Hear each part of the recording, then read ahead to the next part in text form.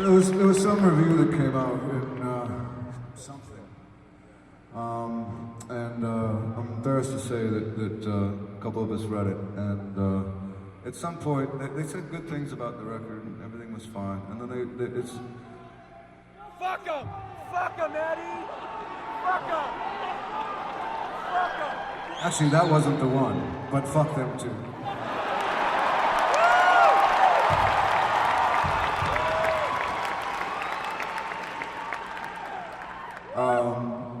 But it was something like, they always throw in a little barb in there, and this one was about how our record was lacking in politics, which I don't mind, and it just means that the guy was too stupid to figure out that it was all in there, but just in a poetic form that he didn't get on listening to it twice before he reviewed the thing. I think that's what happened. Again, I don't care. But the one thing he said was something about our politics was something that, like, maybe we just dabbled in for credibility.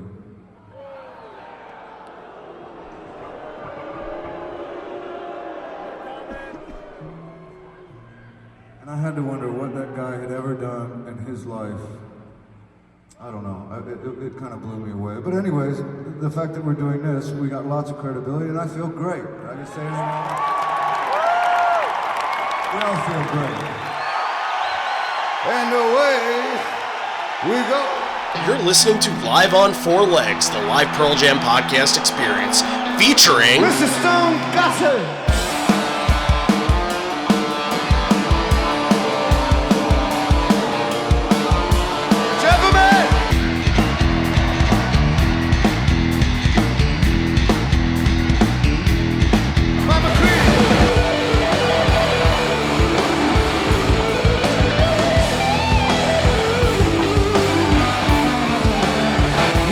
Fucking camera in the truck.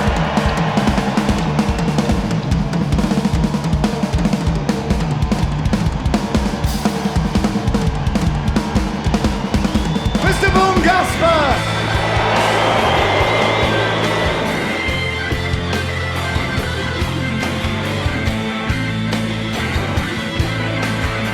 You can call me Al, you can call me Ed, you just fucking call me, why don't you?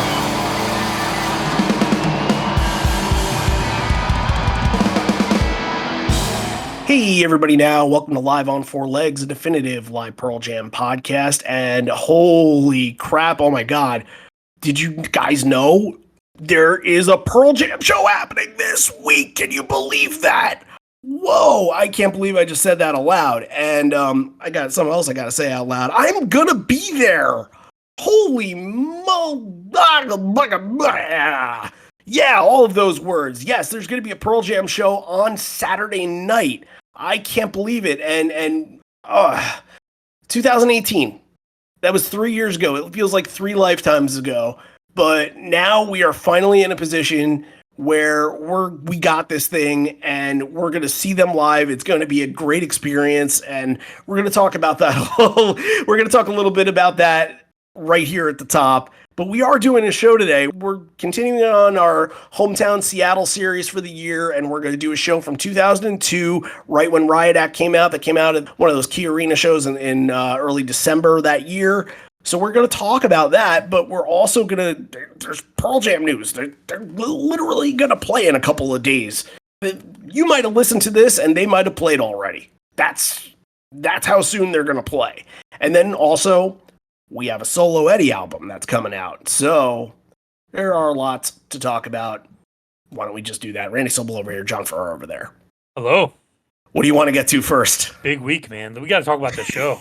Yeah, of course. I can't believe it worked out that you were going to be at the first show back. That worked out very well for you. I didn't care if it was the first, if it was the 20th. It didn't matter to me. I just wanted to be there. I just wanted to be somewhere where it was happening. And it's felt, it has felt harder to get to this point with this band and seeing other bands that are on tour and seeing other bands that have just kind of blindly joined festivals, and then a lot of bands that have canceled their festival dates too. Nine Inch Nails is one of them that canceled all of their dates, and there are a couple other bands that did the same out of concern. And once a couple of those bands did that, you can't help but kind of get the sinking feeling. Even now that we sit here, like a couple days before they go on, what's the odds that somebody in their crew could get infected? That there was an outbreak somewhere? Like, it's pretty decent, If you were paying attention, Dave Matthews played at the Gorge a couple weeks ago, and they had to make major changes to their lineup because a couple of their main guys were exposed. So, like, imagine if something like that happens the day of or the day before, and they have to. You got all these people in New Jersey, and Pearl Jam just can't play. Like, that could very well happen. I don't want to be a wet blanket here and kind of spoil it for people, because it's really spoiling it for myself too. But I just want to be real with everybody that they're taking it very seriously. And although we are going to a concert and we are going to experience what we haven't experienced in 3 years, there are concerns to this that still need to be addressed. So, look, the hope is that we can get past these things. The hope is that we can go and not have to worry about being around unvaccinated people, being around people that are maskless, and, do the right thing. And hopefully that nobody goes in there that is asymptomatic or carrying or that has been exposed. The hope is that all that can happen. And look, I got a 2-month-old here, and I got to take care of him. That's number one. And I'm putting a lot at risk by going to this, but I mean, the reward is especially amazing. Yeah, it's you just called the risk reward. That's something that everybody's got to judge for themselves. And no matter what, like, it's, if there's 10,000 or 20,000 people or 5 people, what a place to you put that out there. What a place to dump 20,000 angry Pearl Jam fans in New Jersey. That's right. Going to be a separate thing we hope doesn't happen. But yeah, that's the way things are now. These concerts coming back is very, very tentative and very, very dependent on a lot of intangibles happening. And when it was announced, things were looking better, and things have gotten worse again. So I'm actually kind of surprised that it's still on, but hopefully everyone there will take the precautions, and it'll be a smart group of people who are looking out for each other. So that's what we're hoping for. Yeah, and that's a huge point that you make there. Look out for not just for yourself, but for everybody else too, because whether you like it or not, whether you want to admit it to yourself or not, this is affecting everybody. Your choices there's going to be a domino effect. There's going to be a ripple. If you make the wrong choice, it could improperly affect somebody else. And you never know what they're going on. Like I said, I have a 2-month-old at home, and the last thing I want is to have any COVID exposure to bring into this household. I'm sure there are many other people that are in my situation with young kids that can't get vaccinated yet. That's a huge concern, I'm sure.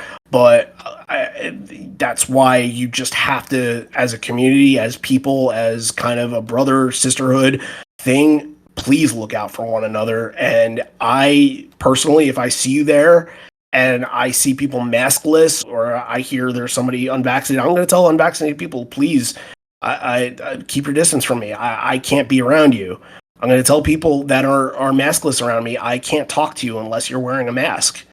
This is just how it's going to be. And I don't want to come off as being the prick, but that's just that's what we're sitting in right now. So, yeah. But hey, look, there's going to be a show. Hopefully everything will work out great. Hopefully everything will be happy. It'll be a beautiful, just out of this body experience. And if it does happen, I think there's no other way that it does without being an out of body experience. But John, we both made setlist predictions. We did. Yeah. They ended up, for liveonfourlegs.com, they ended up Very, very similar. They did, and I think that You we've and I on the same had page. yeah, we've had a lot of conversations about this sort of thing. I'm not surprised, and I think we said even last week during the show, like, oh, elderly woman will be really in the beginning because they want to scream hello. My God, it's been so long. Like that seems like a very obvious thing. It seems like a corduroy to come out of that is very obvious, but it is a festival, but it is going to be a majority major Pearl Jam fans that are going to this. I like me that didn't have tickets to the original event last year, that went out and bought tickets thinking, okay, there's nothing else booked beforehand. This could be the first show back. We could get something spectacular. So maybe we do get some little gems thrown in there. I think, like both of us said, we thought In Hiding would show up, and I think that like as a tongue-in-cheek thing, that should be a lock. It's Okay After Daughter should be the moment of the night if it shows up. River Cross, like those should be present. Tense should be a moment. Hearing the Gigaton songs live, finally getting like, what are they going to do with these songs like 18 months later? That's the major thing that I can't wait Yeah. for, I think. And I'm not like, when I make these setlist predictions, I'm not going to be mad if it doesn't happen, mainly because I didn't go out there and say, well, they're playing Breda J in a Fatal and then God's Dice. Like, I'm not doing any of that. I put in one song that I hadn't seen before that wasn't a Gigaton song, and which made a plausible reason to play it, Light Years. But, like, whatever the situation comes of this, like, you expect Better Man and you expect Daughter and you expect Jeremy and Alive and Even Flow. Like, those things need to happen. And, this isn't one that I expect to be for the rare fan, but I think there are going to be a couple of gems that could be thrown in there as like a thank you for waiting this long. Yeah, I can see that. But you also have to, it is a festival and they are going to be, on the clock. I think they're going on 8:30 to 10:30 or something like that. I'm sure they have something where they can probably extend to 10:45 and not get fined a certain amount. And maybe they'll do an extra encore with, like getting Patti Smith on or the Avett Brothers, whoever else on, and kind of make a celebration of the night kind of deal. Maybe something like that could happen. Who knows? Maybe they want to keep their distance from other artists, and that's totally respectful and understandable. But I think the sky's the limit for this, and I think no matter what happens, we're going to come out of this with a pretty good story. Oh yeah, can't wait to talk about it next week. What we're going to do, and just so you guys are kind of anticipating this and ready for this, is that I'll come back, and I'm not staying for the second night. I'm going to jet out after Pearl Jam. Kind of worked out perfectly that didn't have to go to the first night to see Smashing Pumpkins to get to go see Pearl Jam. That was a nice way to do it. Thank you, Sea.Hear.Now festival bookers. But Sunday night, John and I will come back and we'll record a little something. We'll put it out Monday morning, and we'll just throw all our thoughts out there. And then there might be some extra things that happen either a week later or during the week. We're unsure yet. We'll get to it, but there will be a good reaction episode from there. But also, what's happening on Friday, the Shorestock event that I've been thankful to be a part of, that's donating to the projectmatters.org, that we're going to be live streaming the whole event, I believe, through the Facebook group. So if you're not following the Pearl Jam podcast community group on Facebook and you want to follow along and see what's going on in this event, like, that's a good way to get involved and make sure you're seeing the live stuff there. And I'm sure during the day on Saturday that I'm going to go live, Anthony's going to go live, somebody's going to go live on some of the groups to just show you what's up, to show you what's going on. I want to be as interactive with people as humanly possible, as long as my cell phone battery can take it.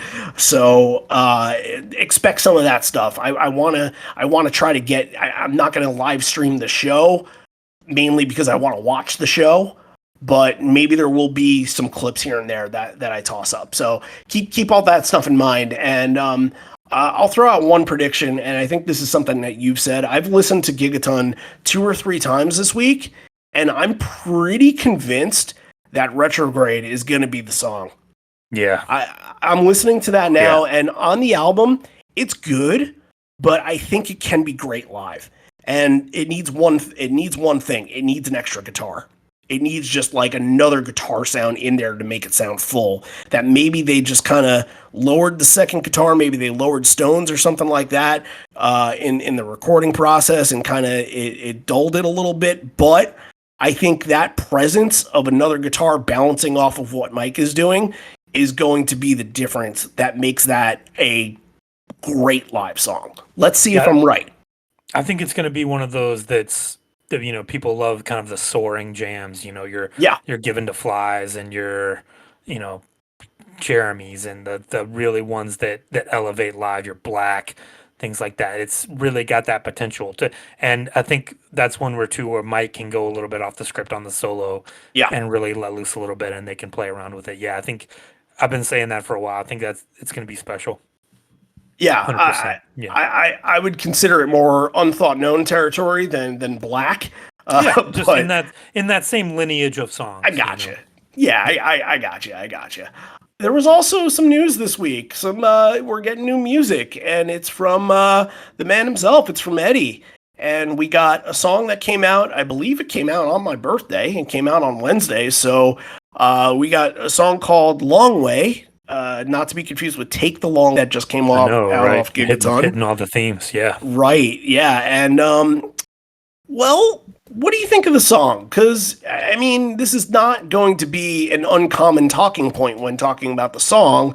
Yeah, but it sounds a little similar. Let's put it that way. Yes, I mean, and you know, we talk a lot on the show sometimes about how since 2006, Pearl Jam is kind of cycling through their homage songs, and they had not done a Tom Petty one yet, and now he has. And we forget too that he's going to be doing a solo show at Ohana as well. You're going to get a solo Ed performance there, so you're like a full album or something. Yeah, if you're going to that, you're going to probably hear a lot of these new songs from the Earthling record. And it's tough because I don't love it. I think it's more, you know, you hate to say throwaway or filler, but I'm going to withhold until I hear. I think the B-side is going to be The Haves, which we should be able to. The Haves have not soon. A fucking clue. Exactly. I'm gonna reserve my judgment till I hear the whole thing, but I was not, blown away by this song. The voice is mostly gone at this point, and him doing a Tom Petty thing, like, okay, but do your own thing still sometimes.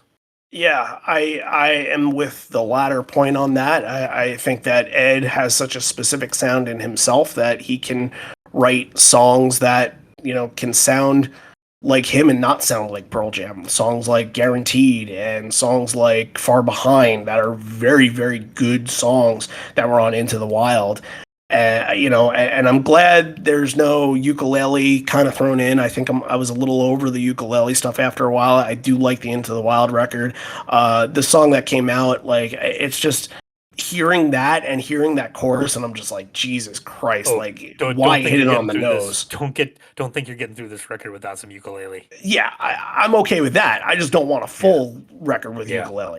That's fine. I don't need another ukulele songs. I totally get that. But man, like, I don't hate that it's like a Tom Petty homage at all, because he did, like, they did kind of do that with Never Destination. There's a little bit of Listen to Her Heart in there at the end, but I don't know. This is like how, you ever see, like, sometimes people will come up with shit like, oh, here's how a bot will create a McDonald's commercial, and they'll take all different McDonald's commercials, and it'll just be like, oh, a McChicken biscuit, and it'll kind of make words that we made this computer read 10,000 novels and then made it write one. Right. We made Eddie Vedder listen to 100 Tom Petty songs and made him write a Tom Petty song, and we got Into the Great Wide Open mixed with some of the cadence of Free Falling when he's singing The Long Way. Tell me that doesn't sound like Love Jesus. 100%. Right. 100%. And that's okay, because he, that's him suffering the loss of a friend still. It's okay for him. I am a leave it. Yeah, I'm not into it as much, but I'm willing to give the record a try. Of course, it's like my favorite artist of all time. I'm gonna give the record a try. It's just you would like some stuff that feels more Eddie centric. And hey, there was cool news corresponding to the record too that when Elton John announced his album that he was having kind of duets with people on, he announced that he was doing one with Eddie, and now Eddie's repaying him the favor, and he's going on Eddie's record as well. So you're gonna get some Eddie Elton John stuff. Is that cool though? It's not, but it's different, and I will accept different. We'll see. We'll see. Okay, all right. We spent a lot of time on a lot of things. Let's now get into the meat and potatoes of what we're going to talk about today, and that is a Key Arena show from 2002. It's the night one show. We decided to go with the night one and not the night two. There are two reasons for that. One, at the night two show, they ended the show with Don't Believe in Christmas. I didn't want to cover a Christmas song in September. Not into that. Number two, the last couple of Seattle shows that we've done, both of them have been night two, and both of them, Ed addressed that the crowd was terrible on night one. So why not do the night one and figure it out? Why are night ones in Seattle not as good as their night two precedent? Yeah, we're going to mix it up a little bit. The story going into this is obviously Riot Act is very, very brand new. Earlier that week, a couple days before, they filmed the Showbox shows.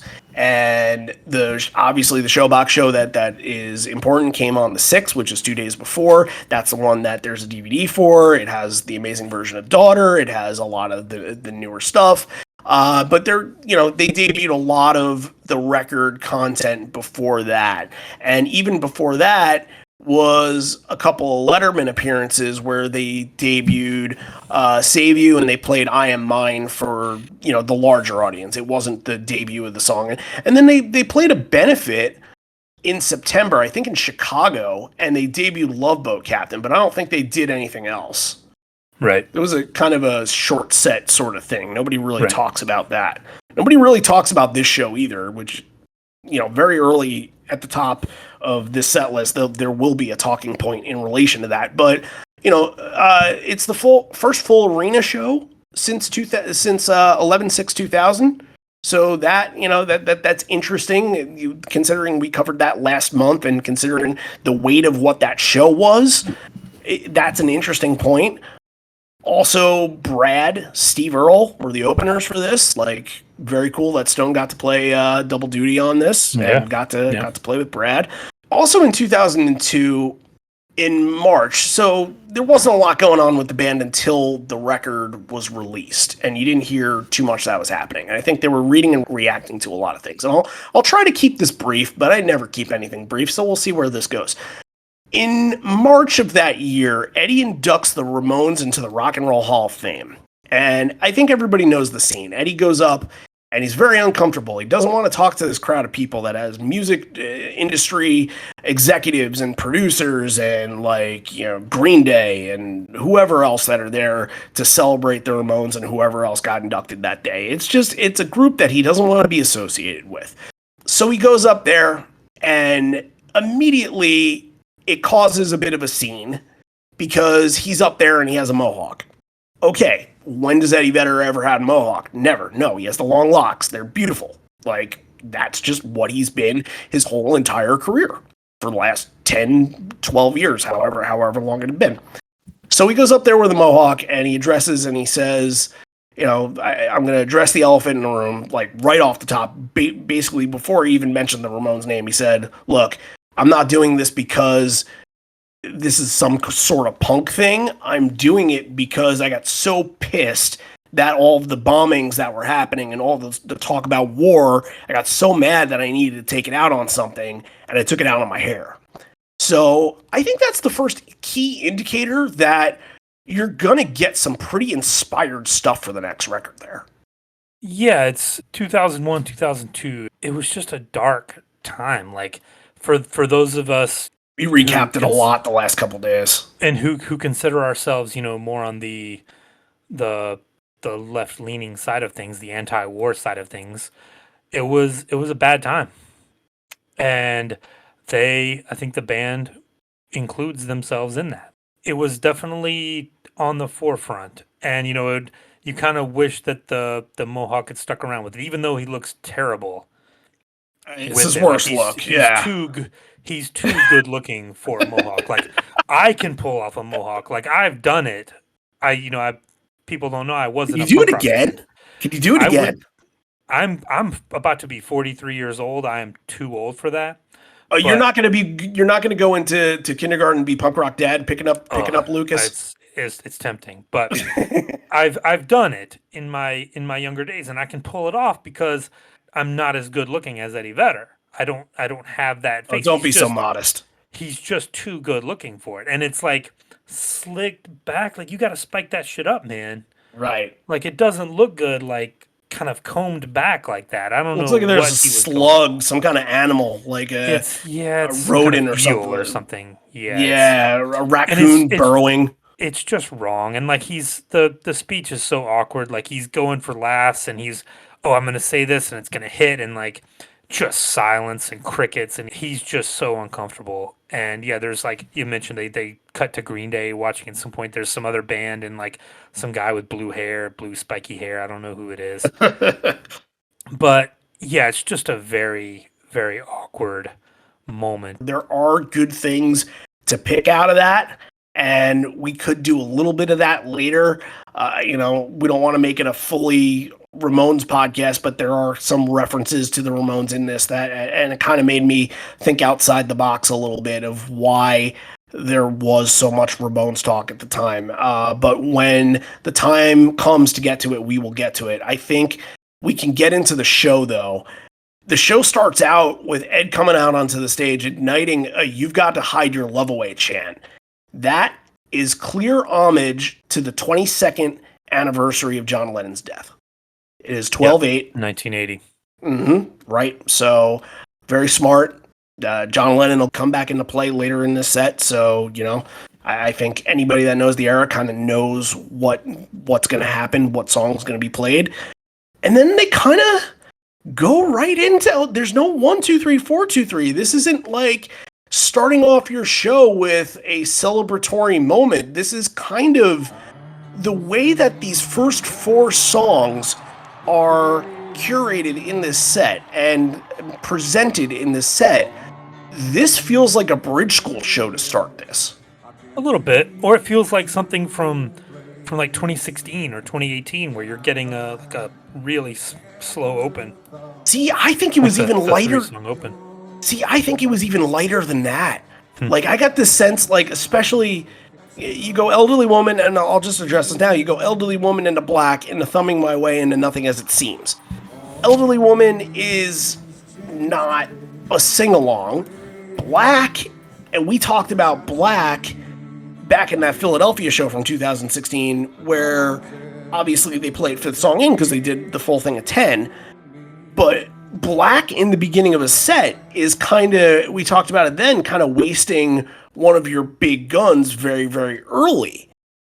Then Thumbing My Way comes in, and it's kind of, you're bringing a new song that probably a lot of people haven't grown to love just yet. Like, okay, it's grown on them, we get it, but like, it's kind of a sit there and appreciate it more than a sing-along, more than like an intake. Like, if it was played in 2021, I think Thumbing My Way would be a huge moment at a show.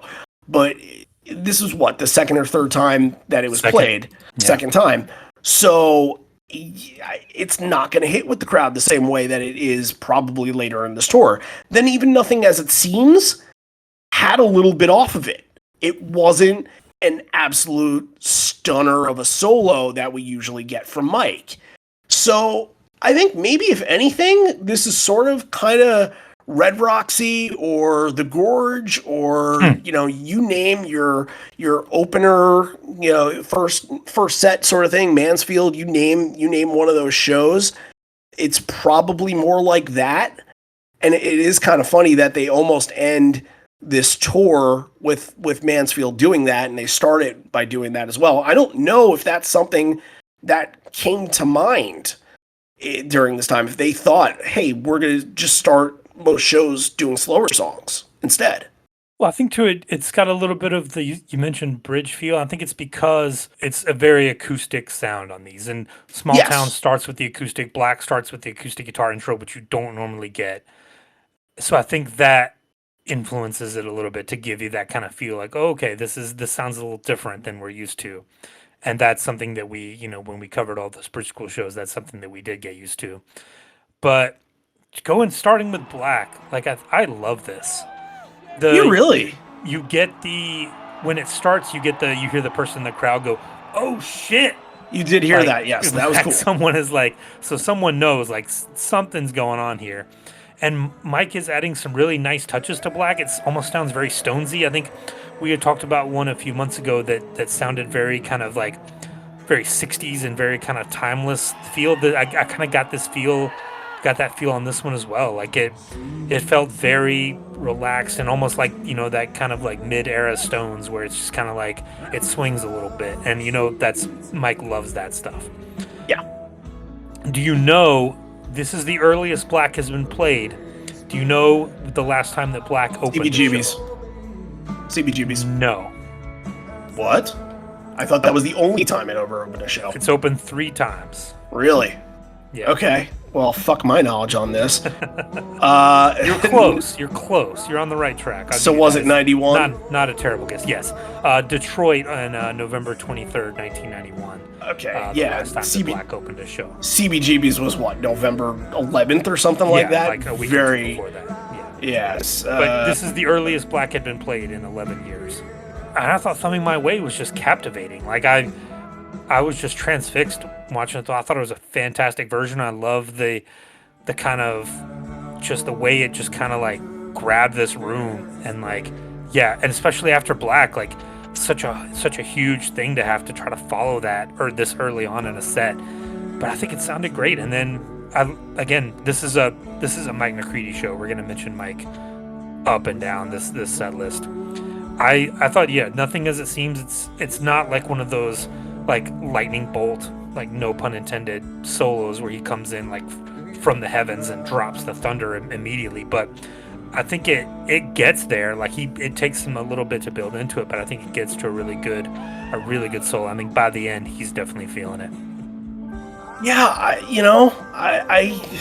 think this wasn't for me. This was a pass on these first 4 songs. I think it's been a while since we've had a real kind of break in disagreement on something, but this felt very sleepy to me, especially when knowing what the Riot Act tour was and knowing basically every other night was like kick off with like a Can't Keep or release or whatever else and go right into Save You in Hell.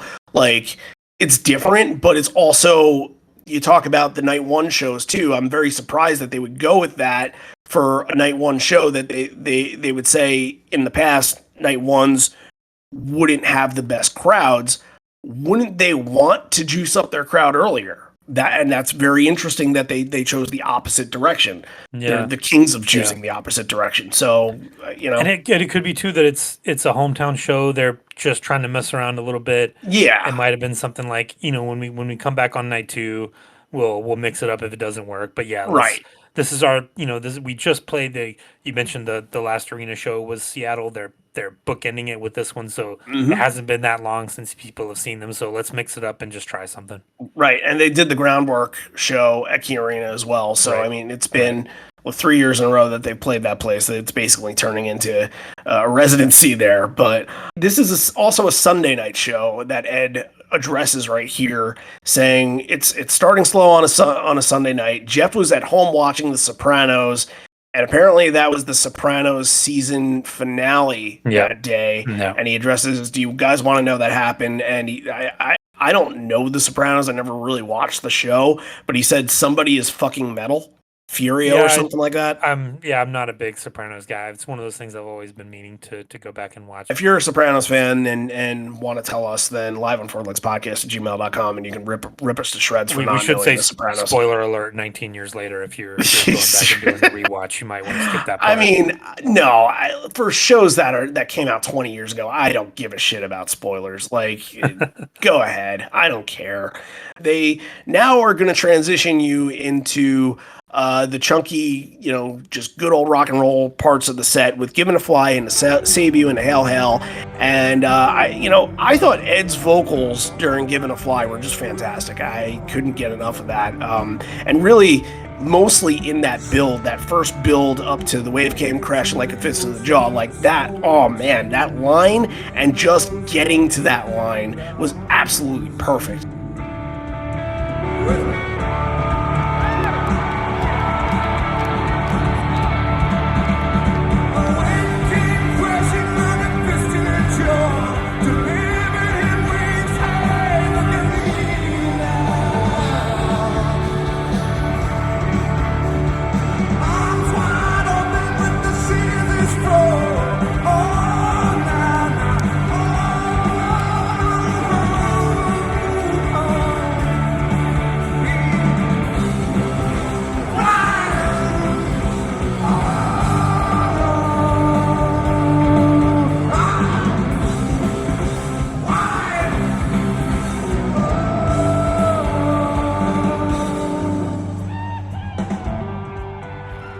And I love "Nothing As It Seems" into "Given to Fly." They've gone back to that a few times. It's been on this tour in 2003. So I love those two back to back. I think it transitions very, very well.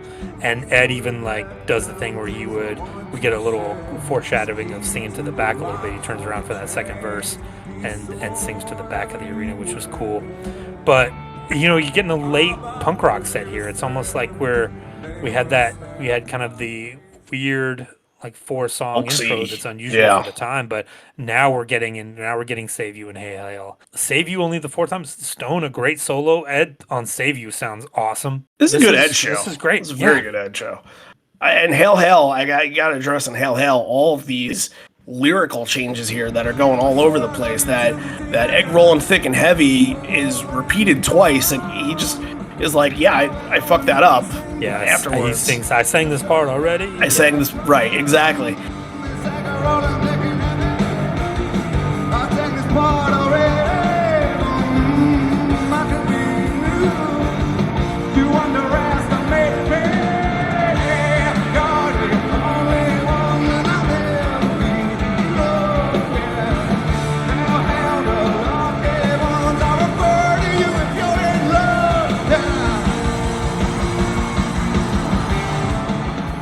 There's another song that'll come later where he'll fuck up again. And he'll do the same thing and be like, "Yep, fucked up that one." Mm-hmm. But "Hail Hail" just really charged. I thought Matt sounded really, really good on "Hail Hail," which is a lot of people's always their criticism of the song not being as good as Jack. But I thought Matt really fed into that one. I thought that was fantastic. Now your section here, this is interesting because you're getting one of the just kind of mid-tweener, has been played a lot, Riot Act songs in Ghost. Then you're getting "Corduroy," which is kind of a little bit buried right here. And then "Grievance" and "Green Disease." What's your take out of any of these? But maybe we just start with Ghost, because I feel like since this is the second play of Ghost, it felt like Ed got really pissed at the end. I don't know. He punches the microphone. Yeah, what was going on? Was he frustrated with the lyrics? Was he frustrated because they weren't on point? I thought they sounded okay. It's tough to tell. It's one of the better versions of Ghost you're gonna hear. Right? Yeah, but he just didn't look too thrilled with it. It just could have been, and you hate to speculate, but it could have been he was trying to just juice up this crowd a little bit. Maybe the crowd was a little sleepy. It could have been he was just like. We mention it almost every week. He wears his heart on his sleeve. He could have been thinking about something. He could have been thinking about what the song was written about. He could have been thinking about politics. He could have been he's not one to be stoic on stage. And for all the times in the 90s where people made fun of him just 2 hands on the microphone and standing there, he emotes a lot when he sings, and that's one of them. Another missed lyric in "Corduroy" just misses the first lyric just completely. But "Corduroy's," it's another one a very relaxed "Corduroy." I mean, Mike just throws some energy to it at the end with a great solo, but it felt like it didn't have the bite that "Corduroy" normally does. I think it was because of the crowd. And Grievance as well. I thought it didn't hit like it normally does. Oh God, I thought Grievance was great in this show. I don't know what you're talking about. Yeah. I think Green Disease was the one for me where they finally kicked up. Like Green Disease is killer. Like it felt like I love just the chugging like downstroke like palm muted like punk rock style of Green Disease.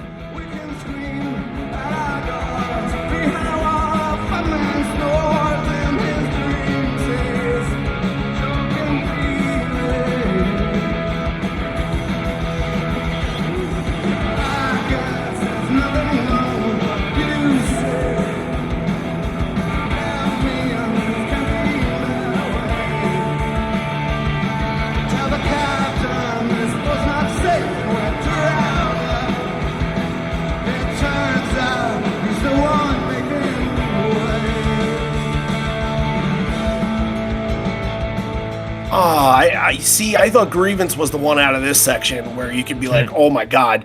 Ed recognized in Corduroy that the crowd was down and just started screaming in that chorus.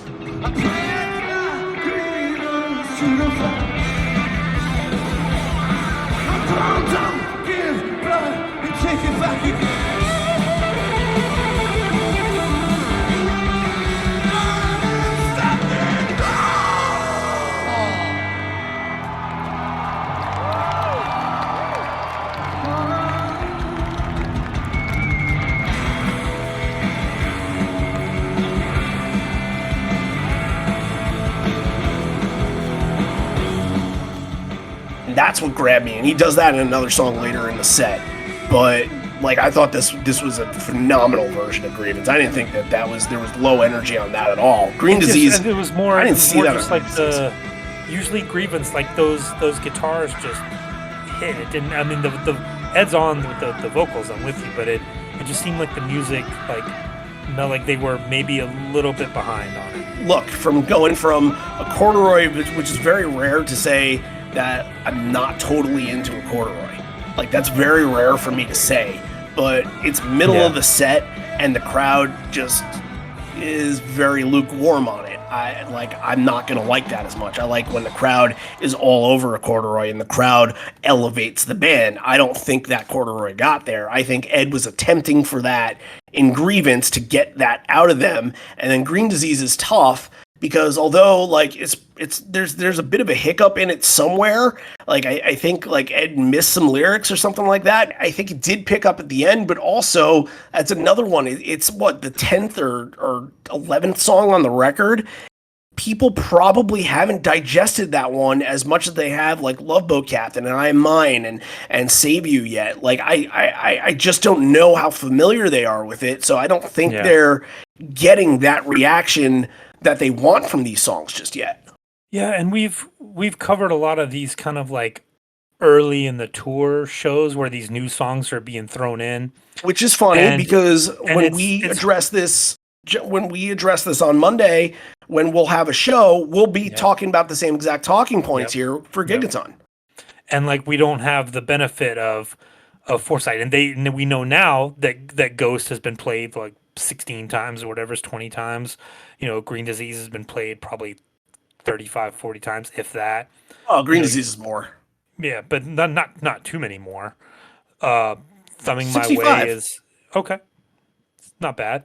But most of it was 02 and 03. And 02 is one of those weird years where they just don't know. Like, they don't know how stuff's gonna mix in. And we know now, and like when we look back on this Gigaton tour, 2021, 2022, hopefully, we'll know 5-10 years down the line, oh, this song really became something, and it wasn't weird to hear it there. Right. Sea.Hear.Now, but these people at the show, they don't know. You're just throwing these songs in to see what sticks and see what works, you know. But these kind of shows are always interesting because you mix it up and you get kind of weird combinations of stuff, and sometimes it works and sometimes it doesn't. Yeah, hindsight. Like, I think this podcast could be called Pearl Jam in Hindsight.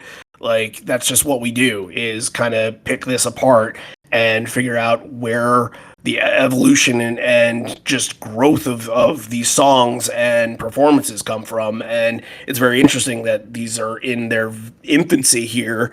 And we know that Green Disease can get to a good level. We know that like Save You and Thumbing My Way can get to really good levels where you get great crowd participation. Not just good great crowd participation on those songs. We're about to get into a portion of the set where it's 4 Riot Act songs in a row. A lot of these are probably the main tracks off Riot Act, the ones that kind of stuck around past 2003.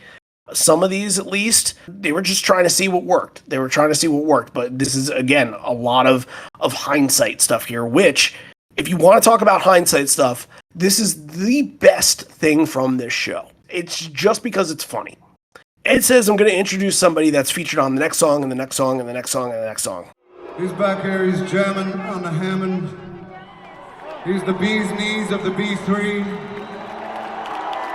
He's the divine Hawaiian. It's Boom. Boom Gasper on keyboard.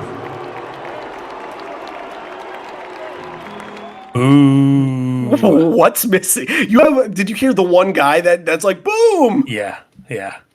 That's like probably one of your last times you don't get a boom shaft. Yep. No, How weird is that? He became the crowd favorite instantly. Right. I mean, that's easy. Because he's so excited. It's so cute. Like he's doing like the hand throwing thing. up the surfer thing, like the Yep. hands, like hang 10 thing. Like he's just stoked to be there. It's awesome. Right. Yeah. And I'm so glad that this fan base just fell in love with him as quick as they did, because it's hard not to. You see a big Hawaiian dude that's playing on the B3 who just seems like the most chilled out guy in the world, and he's not on Pearl Jam's promotional material. Like, when you think of the other members of other bands, like Green Day has a second guitarist, and he's technically like part of the band now. That's Jason White, one of my favorite guitar players. Pinhead Gunpowder, shout out Chino Horde. See, well, that's the Jason thing, White. but everybody knows Green Day for being a 3-piece band, with just being Billy Joe and Trey and Mike Dirnt. Yeah, Foo Fighters have their slick keyboard player now. Yup, right. Yeah. A lot of people kind of have live additions, but it really felt like very early on that Boom was welcomed into this community and not seen as like, oh, he's just some organ player. He's just some guy that plays keyboard on a couple of songs. And I think too, if they had gotten some like LA slick sunglasses, like hotshot keyboard player, it would not have gone that way. It had to be this, 60-year-old Hawaiian dude who's never heard of them before. So, like I mentioned, this section is all Riot Act, all time, 4 songs right in a row. I Am Mine, Love Boat If you count Captain. Green Disease. Yep, we are counting Green Disease, so absolutely 5. But I Am Mine, like, I really thought, speaking of Boom, like, he has a pretty powering presence in this version. It feels like there's kind of, like, that spark in that short part of the bridge where you hear the guitars kind of raise up a little bit, and Boom is kind of playing some more tense notes on the B3 there. It gets pretty good in that part. I thought that was really good. I thought I Am Mine was a nice performance from this.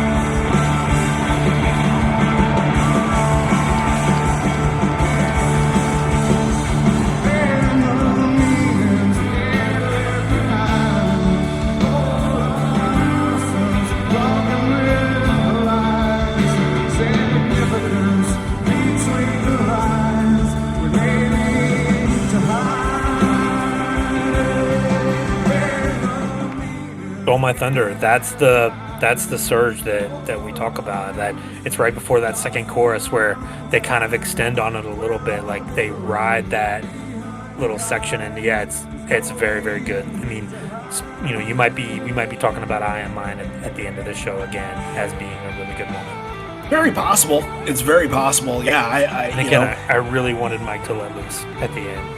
I know, and I think about it every single time, and you hear his guitar, it's like, oh my god, it's to the high heavens right now. It's just built to just go off. And then it's like a 5-second solo, and it's over. But I Am Mine would be one of the few from this record, and there's 15 songs to digest off of it, so there's a lot, and you have to add in Down too, which is the B-side that is getting live play. So I Am Mine is probably with Save You and Love Boat Captain, those are the top three. So everybody knows this one by this point. I think everybody has gotten into this, and that's why this was more inspired performance than maybe a Ghost or a Green Disease was here. Love Boat Captain gets a really good crowd reaction too. Like It when does. it starts, there's a surge in the crowd that's like, oh yeah, we like this one. Yeah, I felt that too. This right here is still continuing to keep the Roskilde discussion and to keep the memory of it alive through their show, because you have to think they're not going to talk about something like that every night. They can't go out and be like, oh, well, last year with Roskilde. They can't keep saying that. It's going to get to the point where you got to move on. But this is how you move on. You play a song like this, and then he changes the line. It's, lost 9 friends we'll ever know 2 years ago today. Like, Yep. It feels special for that time. It feels like it's in that moment. And I don't think you can get, outside of just the versions that they played this year, I don't think you can get a Love Boat Captain with that kind of idea to it. Yeah, I can see that. This is only the 4th time, so they're still like not maybe 100% comfortable with it yet. They're still just kind of playing it through like they did on the album. But that Love Boat Captain is one that, like, through the years he would continue to change that. Lost 9 friends we'll never know 6 years ago today, 10 years ago today, 12 years ago today. So it's kind of had that evolution in life to it. Yeah, I thought this was great. And You Are and Half Full, like, also still very good. Like, You Are is one that it really hit me because we've just done the PJ20 shows the last couple of weeks, and I talked a lot about Chris Cornell. You Are is one, and obviously, this isn't going to be, breaking news to anyone, but really hitting a Soundgarden influence on this performance. Sure. Too. I thought it would have been. I mean, it's a Matt Cameron song, so. Yeah, exactly. I'm listening to this thinking, oh, Chris would have destroyed this song. Love is a tower. Yeah, sure. Yeah, and McCready, fantastic. Half Full, Ed goes down on the floor. The ending of Half Full is just blisters. Like, it's amazing. One of the Mike injects the best parts of the show. Mike injects. He puts the plug in for that and just lets it rip.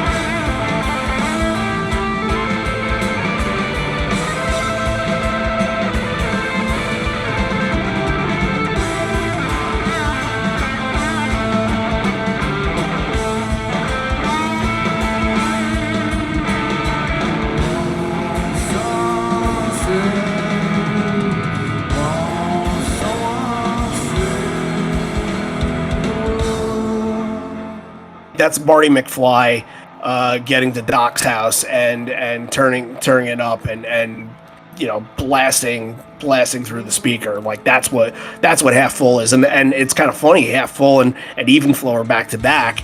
And Even Flow, while it's a good solo, he doesn't really get to show off as much. Half Full is really the one there where he gets to show off a little bit more and gets to be like kind of stage performing Mike here. Yeah, and only 2 songs from 10, and again, they're kind of bookended, like just 1 song in at the beginning, 2 songs in at the end. Those are the only songs from 10 you're getting at the show. There's no Alive at the end. Spoiler alert, no Alive, yep. No Jeremy. Right. So again, very strange that there's always something to pick out with those tracks from 10 on these set lists. It's always got some forethought into it, I think. Yeah, I agree with that. And just to go back on You Are Half Full a little bit, I thought that like those were 2 pretty good performances, and I think You Are is one that I think grew on the crowd. I don't think Half Full had to grow on the crowd, because that solo, Mike can inject that into them and they'll be like, okay, we're sold, like, you got us. But You Are is just so very different for them. Like, you have to think of some of the other bands that were happening at the time. It kind of has a little bit more, if Pearl Jam had more of a nu metal-ish sound, it could kind of sound like that. God, you just broke my brain. I don't even want to think about that. Well, I thought about it a long time ago, and I don't really have this opinion much anymore, but I always thought that You Are had the same identity as a song that POD had. Ugh. Yeah. Ugh. Well, listen to it. The POD song, fuck, what's it called? It's the one I'm not gonna listen to that. Youth of a Nation, I believe it's called. And it's a terrible song. It's a terrible song, but if you listen to the beginning of that, it kind of has that like effect, kind of like how the drum effect is happening there. You say we're gonna throw some Linkin Park like hip hop record scratches into UR and like it's. No, we're not going to do that. Is bleeding right now. We're not going to do that. We're not going to do that. We're just, it just, if anything had that connection, I always thought that UR was very close to a POD sounding song. But we'll move away from that conversation. From this conversation. We'll move away from that and talk about Even Flow in a Wish List in the Blood, because that might be more interesting to talk about. That might be more palatable. I need to go take a shower. Not in a good way. Well, I didn't mean it as an insult. I meant it as just like it's similar. It's similar, and you can't get around that. But yeah, this is to end your set here. Even Flow into Wishlist into Blood. I don't think they've ever done that before. I don't think they would ever do something like that again. That's a weird combination. It is weird. And I think the idea of using Even Flow late didn't give them a lot of wiggle room to do something different. I think you needed Even Flow after the Riot Act songs, 5 in a row, and I don't know why you needed Wishlist here.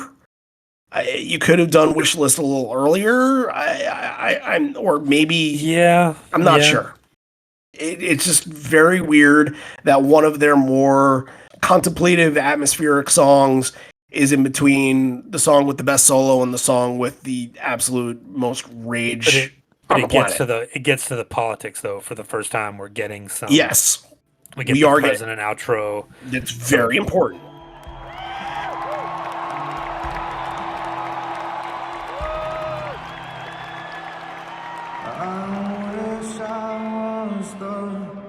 President,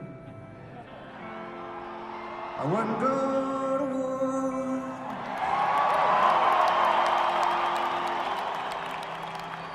I communicate and negotiate.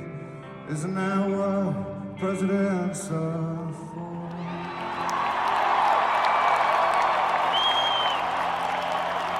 I wouldn't go to war. That gets a huge response from the crowd, which bodes well for what they're going to do later in this show. So keep that in mind. Maybe a little barometer check. And look, in liberal Washington, I think it's fair that you can get away with that. In other places, well, when the conversation comes in a couple of minutes, we'll make that determination. But before Blood, Ed thanks the city of Seattle for giving them a key to the key. They wanted to make it a free show, but makes a little joke here. This is like one of the uncomfortable Ramones Hall of Fame induction jokes. They misinterpreted and said, you'll play for free, instead of this is a free show for fans. But he talks about kind of what the proceeds for the show was. And again, we've done how many Seattle shows, and they've all gone to local charities, which is fantastic. I don't remember a Seattle show that didn't do that. So just wonderful hat tip to them. Then here, Ed mentions the review that somebody wrote that the record lacked in politics. And that's absurd, because anybody with half a brain would know that at least 9 of those 15 songs are specifically about politics. And, Ed was not very happy about this, as he shouldn't have been. He said, he didn't. Obviously, the guy that was writing the review didn't get the poetry. He listened to it once or twice and said that there was a line in it saying they were dabbling for credibility. What the fuck does that mean? Yeah, that's... Dabbling for credibility. That sounds like a guy that has probably been listening to more POD that doesn't think that Pearl Jam's popular at the time. That's what that sounds like. And I think it's a very... The last song here, Blood, I think is a very... on point. That's a direct reference to that, I think. 100%.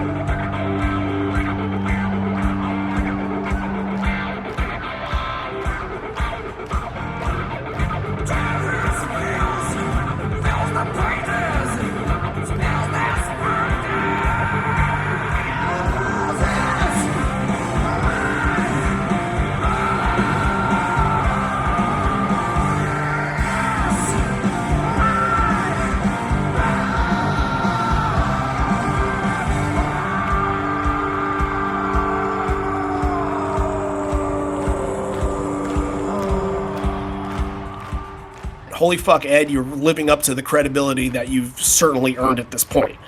This is completely enraged.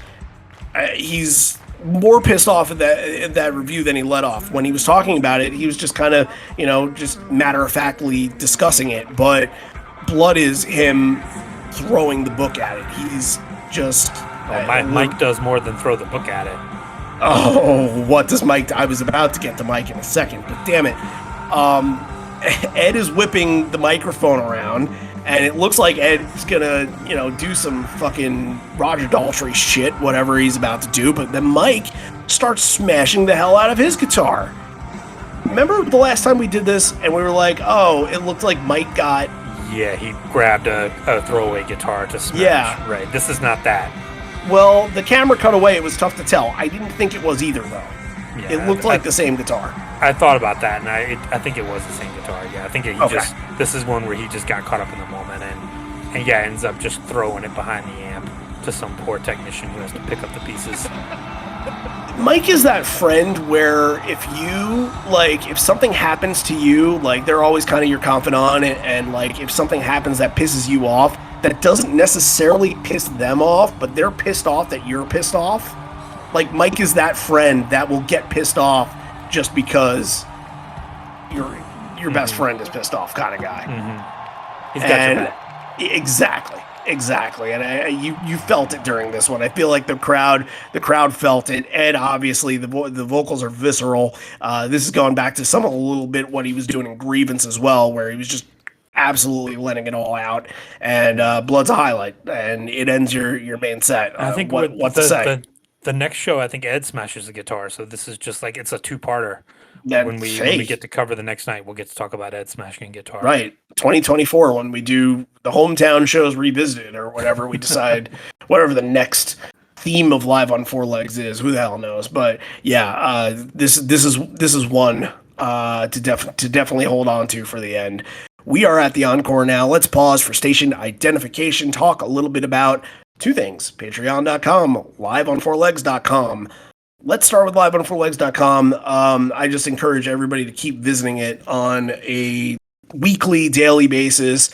Just keep taking in the content, and you never know when you're going to get something new. The last thing that we did, I just want to give a shout out to Nick Smith, and him and I worked on a 9/11 reflection piece that ended up being pretty good. And it's that 9/11 happened 20 years ago last week, and we kind of came up with this idea, and we're doing this show that is really still in the wake of all of what's happening. It kind of connects to what's going on. There's a lot of, idea of what songs are being played, and the first song that we'll get into in the encore is one that we talk about a lot in that article. But just that's the kind of thing that we're trying to get out there. We're trying to bring to a different point of view, a different thought process when thinking about Pearl Jam, because there's some things that even on the podcast we can't spend too much time trying to just detail, because there's 26, 27, in some cases 35 songs in a set, and you can't get to every single talking point. So, it being the 20th anniversary of 9/11, and knowing that the band had a major connection in a couple of different ways, I'd recommend going out and reading that. And a thank you to Nick for doing the work and dealing with me on that, because I was tough to deal with on that. But we needed to get it the way it was, and we got it there, and that was great. So keep on to liveonfourlegs.com. I think this week we'll have some more Sea.Hear.Now stuff, and we'll try to get some Ohana stuff in. John and I will do more set list predictions. We'll try to do Ohana. We'll try to do the encores, and maybe we'll do a little like point game out of it too. We'll kind of like, we'll get 1 point for every song that you picked that's in the set correctly, and 2 points if it's in the same spot, and then maybe three points if you get like a combination. If release, you're just missing that fantasy league so bad. Well, yeah, you kind of can't do it right now because right. You can't do it with 4 shows. It's kind of unfair. So yeah, that'll kind of that will be that will be that. So we'll keep doing cool things and keep an eye out because I think at some point soon we'll start to really get the 2014 Concertpedia stuff in there. I think that's the good stuff. I think John, that's the stuff that you're on top of right there. Yeah, I'm looking forward to it. And like, we mentioned when we did our Zoom call a few weeks ago, it's just so cool to go through everything that you guys have written and just to hear like to kind of channel the passion that everybody has for these shows and try to find a way to get that onto paper and get that onto the website. It's I'm really just enjoying the heck out of it. And I thank everyone who's all of our patrons are Horizon Lake patrons and all of our patrons, especially the ones who've written in and written those reviews. It just means a lot. And it's just so much fun for me. It's almost not like work at all. I just get to like go through and read what you guys have to say and get how like passionate you are about these shows. It's just fantastic. Yeah, I one of the things I love the most about that aspect is that there are so many different voices on it, and I think from a Pearl Jam fan perspective, sometimes when you get kind of an outlet like what we are in a podcast form, where it's like John and I's voice for the most part, and then maybe we'll have a guest or two that come on. But there are websites that are usually run by one or two people, but you don't get the general consensus of the fan, and I think that was really important to both of us to get that into the website somehow, and thankful that so many of them were interested in that aspect of it. People from all over the place that have gone and pitched in have done a tremendous job. So keep up the good work, everybody, and we're keeping the chip away. We're keeping on chipping away there. But hey, if you want to contribute to that project, it's very important that we kind of keep that up, that we get the word out there, and then we get some stuff going on. So patreon.com/live on four legs if you're interested in donating to our Horizon tier. That is strictly goes towards the website funding to get out advertising for the website, to get out SEO for the website. That stuff will all incorporate into that. But also you can donate just as a giggle egg. You can donate just as a bonus leg member. The bonus leg member is going to get you all the content. The content's the good stuff. And I just want to address the content side of it. There will be a profile coming out, another profile coming out at some point soon, but we're going to start to dive into it more again. Like we got some ideas. We've talked about another Evolution episode coming in the very near future, so please keep an eye out for that. But it's just to know it's been difficult for both of us to find time to do a little bit extra, especially with the website on top of this now. So for anybody that is a part of a tier on Patreon that doesn't feel like they're getting the content in the last couple months, that's exactly why. We're building back to that, and maybe we'll start small with some devos, but we're building back to that. So again, patreon.com/live on four legs. I think that's all we got from that, unless you got anything to add. I think you got it.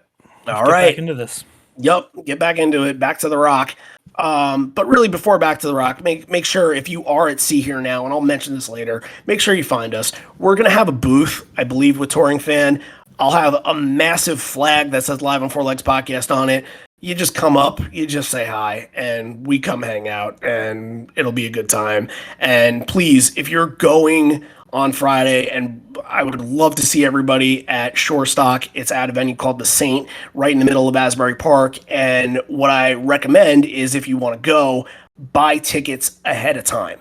That's kind of important because there is a strict max capacity level of 121.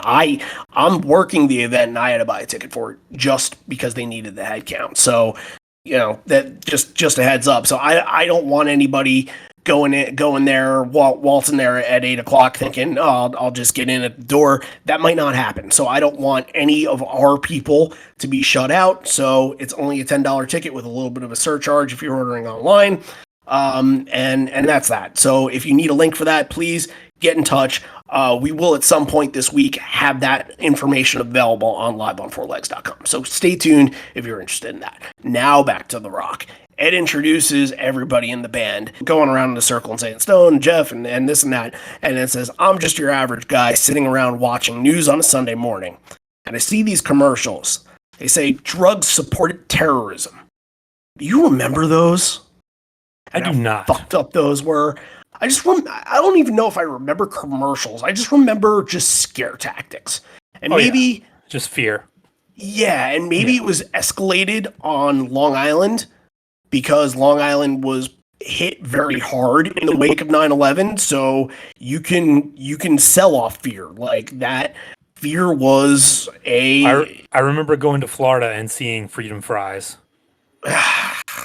Yeah. Yeah. See, like that's what was going on. So it's like literally I think the joke was always like, "Oh, if you do this, you're a terrorist." Like and that was kind of a laughable joke at the time, and not knowing that it had racial undertones in it that we weren't even considering at the time. I think that's the worst part of the aftermath of 9/11 outside of the lives that we lost. The worst part is that we've kind of gained sort of this identity of, it being okay to be mad at a specific type of person for something that single person didn't do, but you know where I'm getting at with that. So look, we've been through a lot the last 4 years. It's very apparent. I don't need to go into that very further, but drugs support terrorism. Anybody that believes that, probably you know what they voted for in 2020. And Ed kind of jokes and says, I had this idea that SUVs support terrorism. So, but said while he was watching TV, he was playing this song, brought up John Lennon in the beginning of the show. This is where John Lennon comes into play now. Give me some truth. This was the song that Ed initially wanted to play during Tribute to Heroes. That was, Yep. And that's a major talking. Neil Young convinced him not to. Mm-hmm. That was a major talking point in the article that we put out. And, that just goes back to Ed kind of understanding very, very early on, while everybody kind of had, whether it was just everybody panicking or, looking for something good to rely on, whatever it was, Ed saw that this outcome was not going to be anything but a disaster, and he was absolutely 100% right. Yep, very much vindicated by history. This is a great performance, too. Yeah, you can tell he's putting some extra juice behind it. He's got some extra oomph behind this one. It's very good.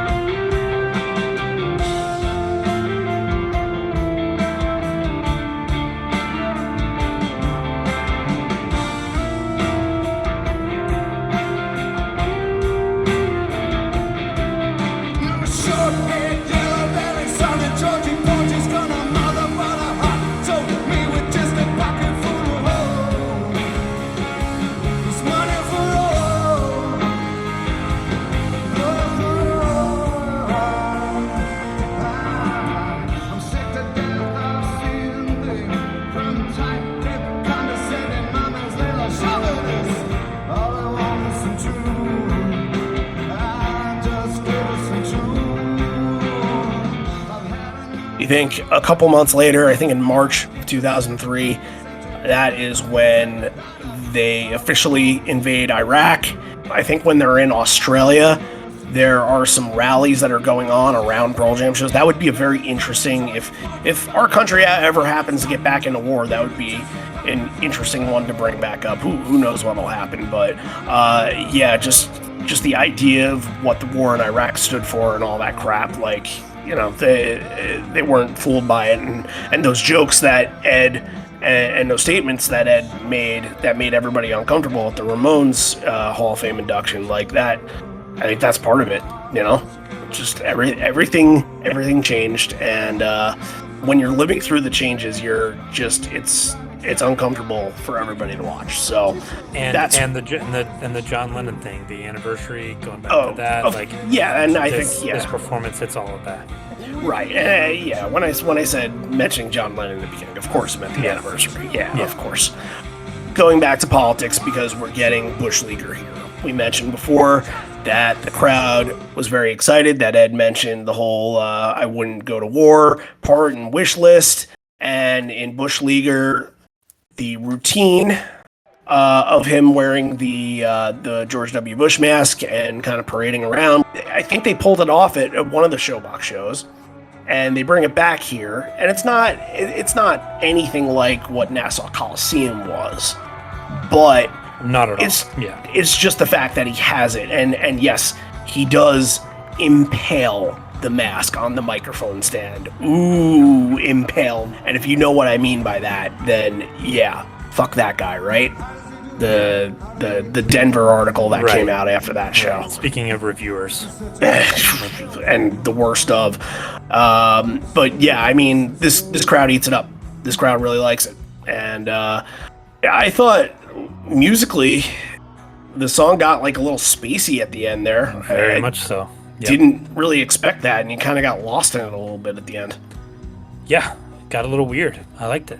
It almost like kind of drones on a little bit. I wanted it to keep going, kind of like, oh yeah, stretch this thing out. Let's get weird with it. Yeah, I was kind of thinking for a second, was Ed gonna go on some sort of tirade? Was he gonna discuss something? And just letting the music sort of play out, and Ed would grab a guitar for Insignificance, and I think that's probably what took a little bit longer was him getting strapped in for that.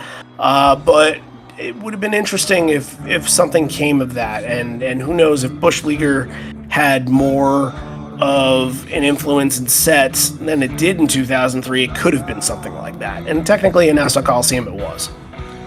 Yeah, and it, probably the people in the crowd who were on the drugs part of the drugs cause terrorism part enjoyed that. Insignificance down, Better Man. I'm going to package these three together. There are only a couple of binaural carryovers that are going to go into 2003 and kind of have a lifespan. And the three and maybe Late Years would be another one too, and maybe Breaker Fall. But the three that have the most weight to them are in this show: Insignificance, Grievance, and Nothing As It Seems. And I thought the ending of Insignificance was very good. Just got very intense. Yeah, they kind of stretch out that quiet part, and it makes that ending hit a little more. Yeah, I like that a lot. Mm-hmm. Yep, yeah, I've always seen Insignificance and Grievance as brother-sister songs, and they definitely work good in a nice kind of faraway combo in this too. Like just saying both of them had that kind of intensity, that measure of intensity. Then we get Down, which is, man, this isn't even on the record. This is a B-side, and they're not even addressing that. Hey, you guys don't know this. Yeah, they're just saying, okay, we're going to play a song that you don't know for the second time that we've ever played it, because they played it in one of the Showbox shows. It's really just to get another song in before Better Man, I think. But even going back to this time, Down is one of the very few songs that doesn't change at all over the years. That's right. Yeah, it is. It is what it is. It always had that intro where in the studio recording, they kind of extend that intro a little bit, then get into the song. And the outro live kind of extends a little bit too. It always had those characteristics, which whenever it comes in one of our sets, we'll talk about it if it sounds good, but it goes very unchanged. They played it 97 times, and you can get Down pretty much the same from 2021 than you would get 2003. No pun intended. You can get Down. I agree. Get down. But again, it's just it's an undeniable melody. It's such a great song, and how many times in 2003 did they play it, and he was like, "Oh, this is one of our favorite ones. I can't believe we didn't put it on the record." It's Mike McCready. He used to call it a rare one, yeah. Yeah, like you can almost set your watch by the clockwork of him saying that before the song. Okay, they're gonna play Down. Like it's the same speech almost every time. But yeah, it's just a great song. Like I'm glad it kind of had a life, and you can tell here like they immediately knew like, oh yeah, this one should have been on the record, should have been the single probably. Better Man was very straightforward. There were no really theatrics, a little bit of an extended outro, but no tag on it at all. We've had very, very powerful Better Man's the last couple of weeks, but this one just felt like it was just very straight and to the point. Yeah, it's again 2002 is a weird time. Riot Act's a weird time for these older songs. We mentioned it with the 10 songs. Like you're not getting a lot of those moments of those early ones here, even with not a lot of versus songs either. Do the evolution is the way that you're going to end, usually where something like Alive or Porch would go. Evolution is the song change here. There are tons of lyric changes. There are tons of lyrical flubs. And I don't know if he realizes it in the middle, but he does the herd behavior line when he's supposed to just say it's evolution, baby.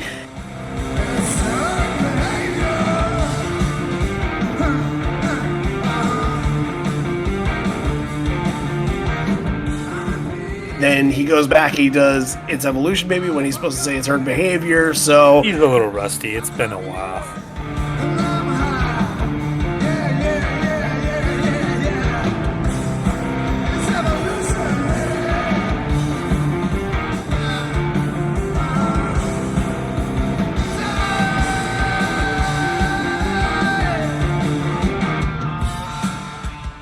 Just like Hail Hail, it's the same.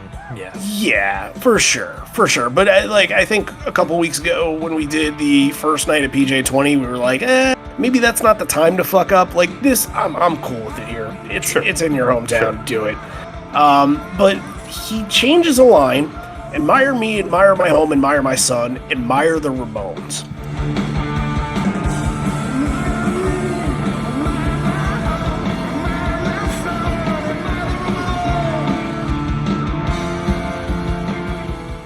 Ed is wearing a Ramones shirt during this show, and we talked much earlier about the Ramones Hall of Fame induction.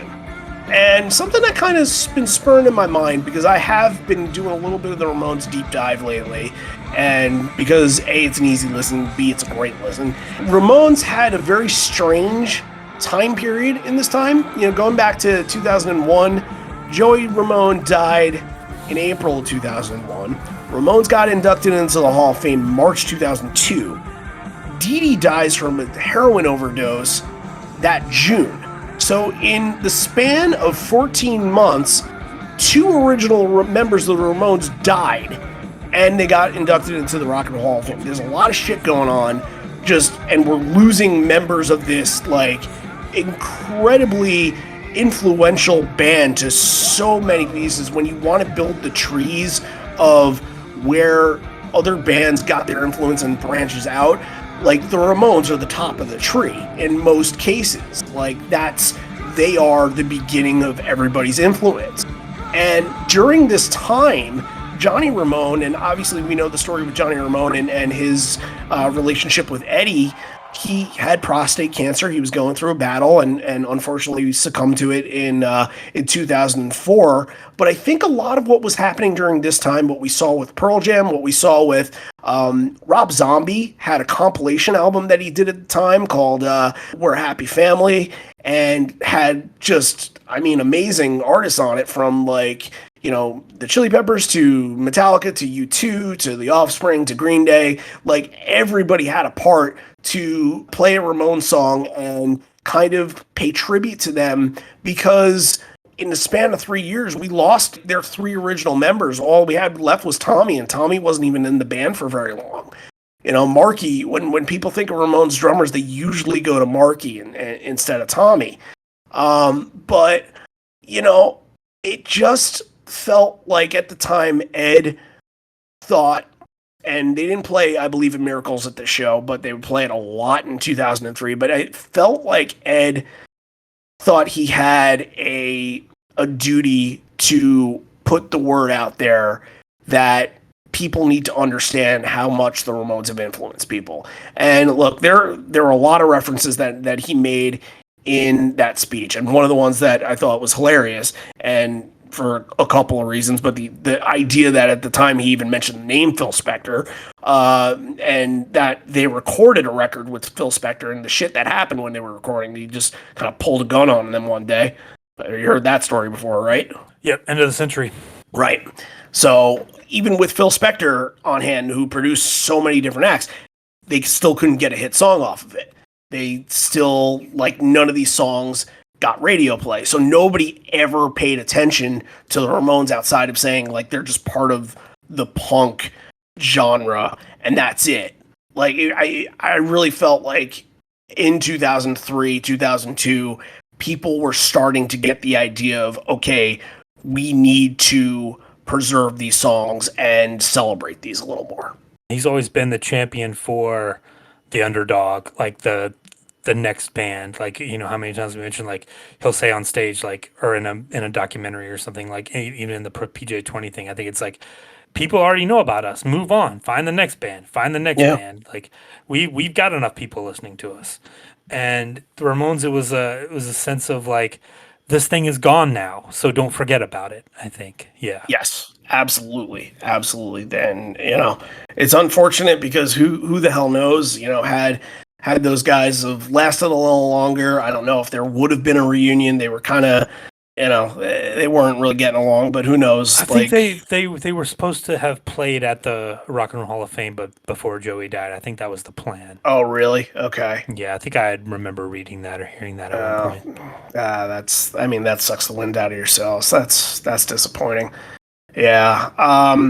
But look, and I think everybody that contributed to that definitely helped get the Ramones, because I was like 15, 16 at the time. That's a good time to A, listen to the Ramones, and B, to be influenced by other musicians, to be told what else to listen to too. So if those people, and I think my dad even, with the news that Dee Dee and Joey and Johnny were all had passed, I think he bought a couple Ramones records, so he was listening to them a little bit too, because he never really got into them in the 70s. So because of that reason, like, they weren't being played on the radio. Nobody. The first four Ramones albums are They're perfect. They're incredible. Yeah, I think They're I remember incredible. Henry Rollins has a spoken word thing about, like, you could end wars by playing the first four Ramones albums. It's true. Look, I played the self-titled record for Benjamin today, and we're just bouncing along, beat on the brat with the baseball bat. He was loving it. I'm like, shit, I don't have to play Raffi. Like, we're just gonna play the Ramones. He's gonna be a punk rock baby. That's how we're gonna do this. It's great. So, all right, they leave stage, go on for Encore 2. Ed thanks Steve Earle and Brad, saying thank you for Stone for pulling double duty. We get Ledbetter. Ledbetter is very just chilled and not a celebration of the night like it would be for most parts in 2003. And even in 2003, really, when you're getting into the heavy parts of the war, he's changing some lyrics. And he has one lyric change here, but it doesn't really kind of hit home as much as some of the other ones that he changes throughout this year. But, I just kept hearing him saying, Keely, Keely, Keely, Keely.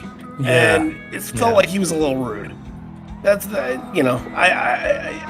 what did he want? The house lights on? It looked like the house lights were on. Yeah, it's weird. And again, like, not very many early 90s songs here. This is a weird choice to end this show. I felt like, do a Bob O'Reilly. I'm sure they were already working on some of those covers that they would do in 2003, Fortunate Son. Even in Indifference, like, Rockin' in the Free World would have been perfect. Like, yeah, it's just a weird choice. And 2002 is a weird time for songs from 10 and verses, just like 1995 and 1996 were. Yeah, I agree with that. And it was just the performance was flat. You don't get like a special McCready performance out of this. It was just kind of like okay, now you can go. Like, we had one more, but we don't anymore. We'll see you tomorrow night. And that's the end of that show. That's the end of the first night of this 2-night spectacle here. Now let's pick 3 moments that we think reflect our enjoyment of the show. Yeah. My number 3 is going to be Black. In the number 2 spot, very unusual, acoustic guitar intro, which I always like. Again, like I mentioned, Mike adding some really nice touches to the beginning, sounded very kind of mid-period Stones-ish. And very cool. Very cool, timeless version of Black. My number 2 on the opposite end of the spectrum is Blood. I thought had some extra kind of fire behind it, especially with Mike just smashing the guitar. Always a great moment. And again, you think of Blood ending a main set, you think of 1993, 1994. So kind of taking me back to those sets there. Very cool moment. And my number one's like we talked about, I Am Mine. I thought it was the best performance of one of the new songs. It's just that killer moment before that second chorus comes in where that the whole band is just surging and like they're kind of like realizing in the moment like this is something good. And yes, I mean I'm always kind of tongue in cheek disappointed that the solo doesn't go on for 6 minutes, but I think I'd almost be disappointed if it did because it's like it's the you want what you can't have, right? It's the you always leave them wanting more. So yeah, I Am Mine I thought was the best performance from the show. Yeah, I Am Mine is, I think, like an honorable mention on my list. I think it just misses because my number three is going to be Given a Fly. Just kind of, I was not sold on the first four here. I just thought it was just a little sleepy for this set, and it felt like the crowd had too many moments where they needed to wake up, and I think they needed to wake up early. Especially them knowing the history of Night One shows in Seattle. Given a Fly was a good one to get them to wake up, but maybe it should have happened a little bit earlier. So yeah, I think that kind of took me out of what the first part of the set was. And then Grievance is my number two. I think the vocals from Ed on both Grievance and my number one pick, which is going to be Blood, were just fantastic. And that's the biggest takeaway that comes out of the show, that Ed still had that range. He still had that rage. And yeah, they were trying to pull from somewhere at this one. And I think with those two especially, they hit. Now we get to rate this. What do you think? Let's give it to you. Yeah, this is tough. It's not like an instant classic. Like there's some rust, especially on Ed's part. I think there's a lack of. I think the early songs, like we mentioned, the Tenon versus songs are maybe a little by the book. Even the Vitalogy stuff, like we talked about, Corduroy and Better Man, not being highlights of this like they normally would be. I'm gonna give this one an 8. That's Whoa. it's a very very solid. I mean, because the hearing the early versions of the Riot Act stuff is great, and some of the Yield stuff is great. The binaural stuff is great. The Give Me Some Truth is great. So yeah, man, it's right there. It's above average. I mean, give it an 8. That's high. And usually my benchmark of being like a solid like go-to, you can go back to this even if it isn't groundbreaking or isn't a highlight in their catalog kind of show, is to give it a 7, and this falls short of that. This is going to be a 6.5. It didn't work for me. Some of these things just didn't work for me. The beginning didn't work. Some of the Riot Act all mushed in there together, I think kind of took the crowd out of it and took me out of it a little bit. You mentioned the hits, and the hits weren't really the focal point of the show, and that doesn't bother me as much, but I would still like for them to be their best type of versions instead of just kind of being there just to supplement what else is going on. This wasn't a Showbox 96 kind of show where you could do that. This is a little bit different. I enjoy mostly every Pearl Jam show I've ever watched. I don't think there was no enjoyment from this, but I think this falls. This is not one that I would be quick to recommend to too many people to buy a bootleg, to go out and really seek. But if you are a nerd and need to study a specific era to kind of dissect what's going on, then basically you're John and I don't need to sell you on on what else to do, because this is essentially what we do on this damn podcast is, yeah, we figure this stuff out so you don't have to. The night 2 set list seems a little bit more modernized and seems a little bit more Pearl Jam fan favorite in a way. I wonder if that sounded a little bit better. Whenever we get to it, and we'll discuss that then. But I am under average with this, so it's just below. Interesting. Yeah. All right, so next week, I don't think I'll have a low rating for this show. It's a 1996 show that we're doing next week. We promised you guys that we would get to the No Code tribute stuff. The 25th anniversary of No Code is right now, and we obviously did the 30th anniversary of 10. 10 is always going to be the older brother that is just going to be celebrated more, but it had its time. We did it, and now we get to do No Code for not 1 week, but 2 weeks.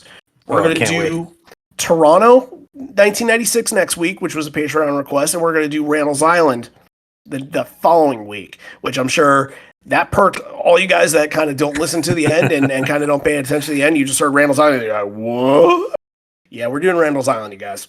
So that'll be a fun one. Buckle up for that. But yep, 1996, we're going to go back, and that's really, when you talk about 25-year anniversary, they did the tour in September, so that's kind of what we're supplementing with there. And those will be the last words I say before we say goodbye, and at the time the next episode will be released, we will have seen a show. However, at the time that we are going to be recording next episode, we probably won't have a lot on Sea.Hear.Now stuff. We'll leave that, and maybe we'll throw in some clips from the reaction show. Maybe we'll do something like that. We'll tee something up.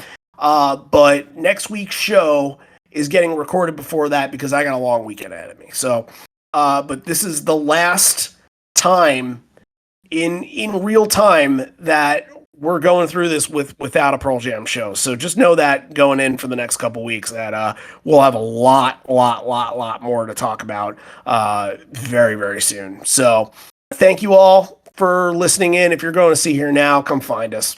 At me, at least. And when I say us, I mean me and I mean Anthony from Touring Fan and the whole group from Touring Fan. I mean Dave from Live Footsteps. I mean all of the other patrons and Live on Four Legs listeners that are coming, that are just going to come and hang out. Chris, our webmaster, just come hang out with us. It's just going to be a good time and just enjoy everybody's company. We hope to get a big group going in, and just get into wherever we end up going in the crowd, and I just want a big massive group to be there and everybody singing together. That's all I want. I want to be surrounded by everybody I know. So if you want to be a part of that, we'll feel like family. We'll make it feel like family, and it'll be very special. It'll be very good. So make sure, reach out to us on social media, reach out to me on my personal if you really want to. We'll do stuff, and we'll make it a very special weekend because that's what it deserves to be. We'll make it a safe and special weekend. That's all I'll say. Everybody, please, if you're going, be very safe. Just do the right thing. This may be the end. We're here, but not for much longer. And although we may be parting ways, I miss you already. Miss you always. Like always, thank you for tuning in. If you're not subscribed to the show, Spotify or Apple or SoundCloud, or hell, if you're not paying attention on liveonfourlegs.com, y'all do stuff like that. It helps us out. It just gets the visibility out there. Apple, rate us 5 stars. Give us a 5-star rating. Hey, we'll start popping in more feeds when people searching for Pearl Jam podcast. We'll start popping in more feeds there. That's the goal. Get more people listening that want to intake the stuff and, just spreading the word. So we thank you again, and we'll see you next week for Toronto 96. Pearl Jam shows are back.